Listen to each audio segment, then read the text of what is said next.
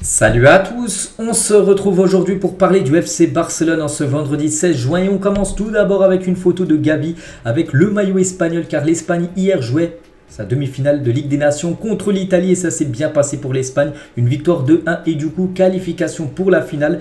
Donc concernant Gavi, il a joué 68 minutes de jeu hier. Alba, ex-joueur du Barça, mais bon voilà, légende du Barça. Donc il a joué 90 minutes de jeu, Jordi Alba. Et Ansu Fati a joué les 16 dernières minutes de jeu. Donc voilà, félicitations aux trois Blaugrana, félicitations à l'Espagne pour cette qualification en finale. Deuxième fois qu'ils atteignent la finale, donc deuxième édition consécutive où ils sont en finale quand même de cette National League. Ils avaient perdu la première édition contre l'équipe de France. Donc là, ils auront une nouvelle chance, on peut dire, dimanche contre l'équipe de la Croatie. Concernant l'équipe de France, Jules Koundé, joueur du Barça, les gars, lors du dernier entraînement de l'équipe de France, c'était hier avant le match ce soir, parce que la France, enfin l'équipe de France joue dans le sud de l'Espagne, c'est du côté de Gibraltar ce soir. Et regardez la compo probable, Gibraltar-France, donc Koundé qu'on a parlé juste avant, devrait commencer sur le banc, d'après ce qui se dit, parce qu'on peut voir que défenseur droit c'est plutôt Pavard, mais Dembélé pourrait, d'après la compo probable, commencer titulaire. Ousmane Dembélé, le joueur espagnol, enfin le joueur du Barça, bien sûr, vous avez compris. Il pourrait commencer titulaire au poste d'ailier droit, bien sûr, du côté des Bleus. On va parler, on revient les gars sur le maillot du FC Barcelone hier, c'était l'annonce officielle, je vous l'avais dit et tout. J'ai dit de me mettre en commentaire ce que vous avez pensé de ce maillot et j'ai vu beaucoup de commentaires qui, en gros, que vous trouvez le maillot pas beau. Voilà, il y en a qui ont dit, il ressemble au maillot de Levante et tout ça, pourtant moi je le trouve beau, nouveau maillot du Barça, donc pour vous il est plutôt moyen on va dire. Donc moi je trouve beau quand même ce maillot du Barça, un petit rappel les gars, et qu'il a été officialisé hier, bien sûr, par les sites, bien sûr, du FC Barcelone. Donc voilà, chacun son point de vue, bien sûr, par rapport à ce maillot. Donc la tenue complète, bleu-grana, donc le maillot short de couleur bleue et chaussettes de couleur rouge. Et ce nouveau maillot est déjà en vente dans les magasins officiels du club, puis même voilà, dans les boutiques, j'en sais rien, Go Sport en France par exemple, un Decathlon, tout ça, vous pouvez déjà bien sûr le retrouver, ce maillot du Barça. Et pour l'instant le top 3 des ventes du nouveau maillot, parce qu'il y a déjà des flocages qui se détachent, c'est le numéro 6 de Gavi. Pour l'instant, meilleure vente devant celui de Pedri en deuxième position et Lewandowski en troisième position. Donc voilà, Gavi, le maillot qui se vend le mieux, Pedri, le deuxième maillot qui se vend le mieux et celui de Robert Lewandowski, le numéro 9, le troisième maillot qui se vend le mieux. Donc voilà, pour l'instant, parce que là, les maillots sont commercialisés depuis seulement hier. Mais bon, il y a déjà eu beaucoup de ventes, donc tant mieux bien sûr. Ça ramène de l'argent dans les caisses du club. Et on peut voir aussi le sweat short, bref, tenue d'entraînement du Barça en haut. Et aussi la veste d'avant-match du Barça saison prochaine. Donc voilà, aussi des vêtements en gros qu'utiliseront les joueurs saison prochaine. On va parler cette fois-ci du trophée Juan Gamper. Sera le premier match disputé au stade de Montjuïc. L'adversaire devrait être un club italien. Donc il y avait eu Naples. Je crois que Naples a décliné la proposition. Naples, en gros, ne veut pas jouer ce trophée Gamper. Du coup, ça devrait être une autre équipe. Vous savez, ce trophée Gamper, normalement, qui se joue au Camp Nou. Mais bien sûr, maintenant, il n'y a plus de match au Camp Nou pendant plus d'un an. Donc voilà, concernant bien sûr ce match qui devrait se jouer début août prochain.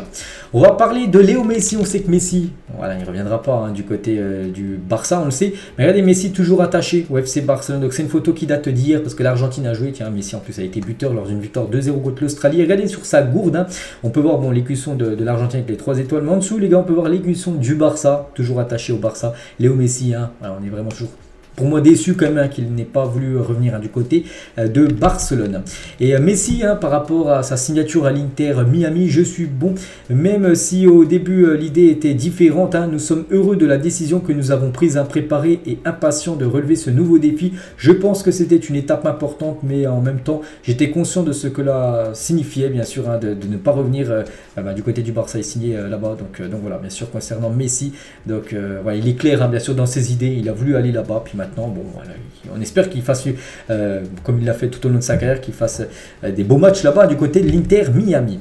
Et un journaliste sur un éventuel retour de Messi à l'avenir, voilà, bon, je pense pas qu'il reviendra en tant que joueur, il doit y avoir une possibilité. La photo de lui en larmes ne peut pas être le dernier souvenir, souvenez-vous, la photo en larmes, c'était lors de sa conférence de presse d'adieu, on peut dire, mais en tant que joueur, le sujet est très compliqué, voilà, il viendra certainement, après il ne veut pas être entraîneur, Léo Messi, dans le futur, mais peut-être, j'en sais rien, un directeur sportif, ça peut être un rôle qui peut peut-être utiliser ambassadeur du Barça, on ne sait pas, mais c'est vrai que c'est dommage, comme si les adieux par rapport à cette légende totale de Messi, de l'avoir vu finir en larmes, les gars, jour au lendemain, comme s'il avait quitté le club. Il n'y aura pas de cérémonie d'adieu, on peut dire, enfin on va dire par rapport en tant que joueur. Bref, On va parler de Ter Stegen. Je me sens mieux maintenant que quand j'avais 25 ou 28 ans. Voilà, donc ce qu'il a pu dire. Hein.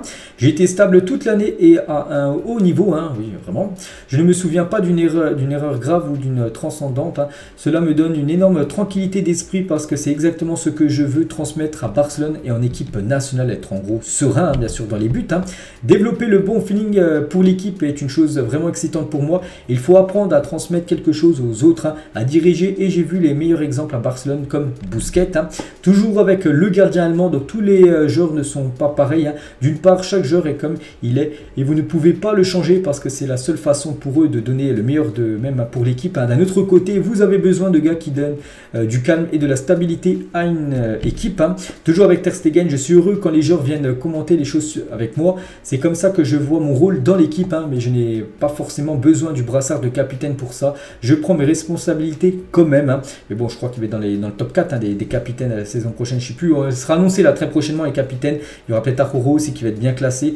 On verra. De toute façon, ça sera qui hein, les 4 capitaines de Xavi, bien sûr, pour la saison prochaine. Donc voilà tout ce qu'il avait pu dire, bien sûr, Ter Stegen. On va parler, les gars, d'une info officielle et ça concerne Clément Lenglet. Retour, les gars, retour de Clément Lenglet qui retourne au Barça. Hein, il était prêté par le Barça à l'équipe de Tottenham, mais pour l'instant, Tottenham ne souhaite pas lever cette option d'achat. Du coup, retour de Clément Lenglet. Donc on a encore un dossier à gérer, bien sûr, hein, pour les manies, pour Xavi ou même pour Juan Laporta. Donc un nouveau problème hein, pour Barça, enfin pour le Barça, il comptait sur le transfert de Lenglet pour aider à résoudre les problèmes du fair play financier, mais ça ne s'est pas produit. Hein. Tottenham voulait le joueur, mais les deux équipes n'étaient pas d'accord sur la valeur du deal. Hein. Barcelone a demandé 20 millions d'euros au début, puis est descendu à 12 millions d'euros, mais Tottenham ne voulait payer que 6 millions d'euros. Donc voilà pourquoi ça ne s'est pas fait. C'est pour ça qu'il revient du côté du Barça. Donc il ne sera pas conservé, hein, bien sûr. Hein, par Xavi, surtout que Inigo Martinez arrive et il a un peu le même profil que lui, défenseur central, en plus gaucher comme Lenglet, donc il devrait être vendu. Voilà un nouveau cas à gérer, bien sûr, le dossier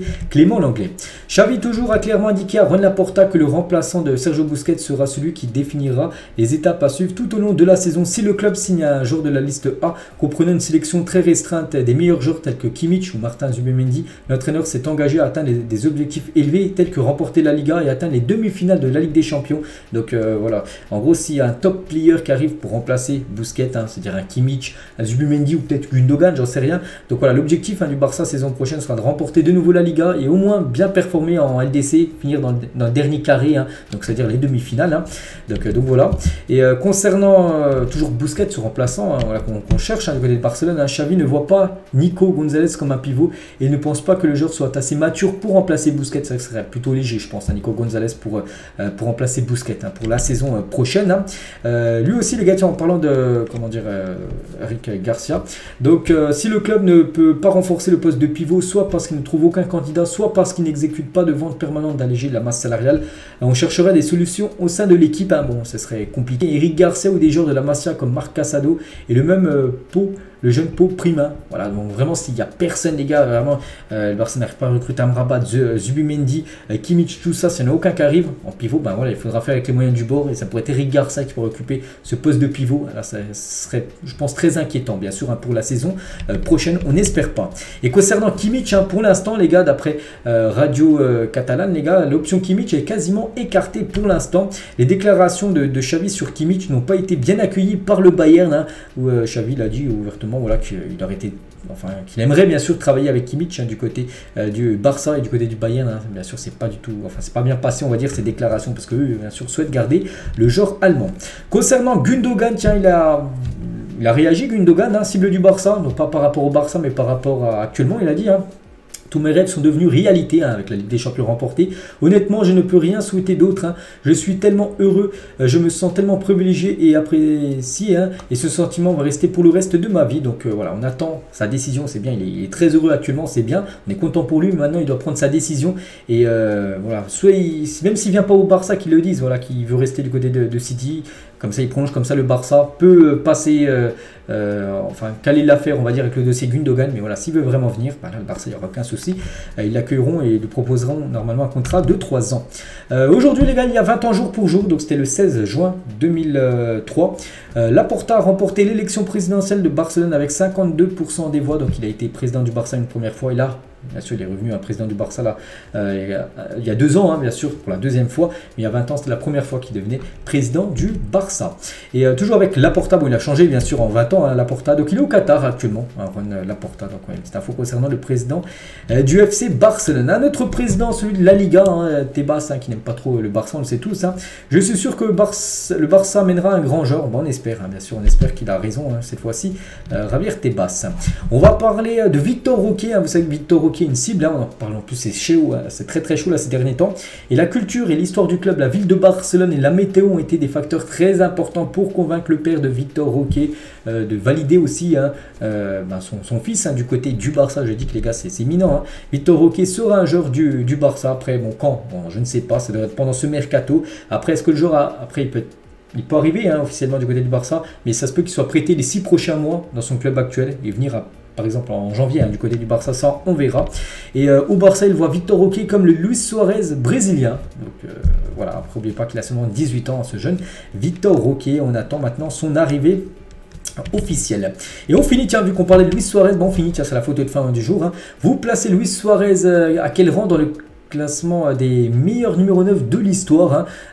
C'est vrai que parmi les meilleurs 9, je pense qu'il pourrait bien figurer les meilleurs 9 de l'histoire du football. Hein. Je pense qu'il aurait sa place dans le top 10. Hein. Bon, peut-être pas dans le top 5, mais entre la 7e et la 10e place, je pense qu'il serait dans cette position-là. On peut dire Luis Suarez hein, par rapport au plus grand numéro 9 de l'histoire du foot. Donc voilà les gars ce qu'il y a à dire aujourd'hui sur le FC Barcelone. J'espère que ça vous a plu. On se retrouve demain pour le prochain numéro. Bonne journée à vous et à demain.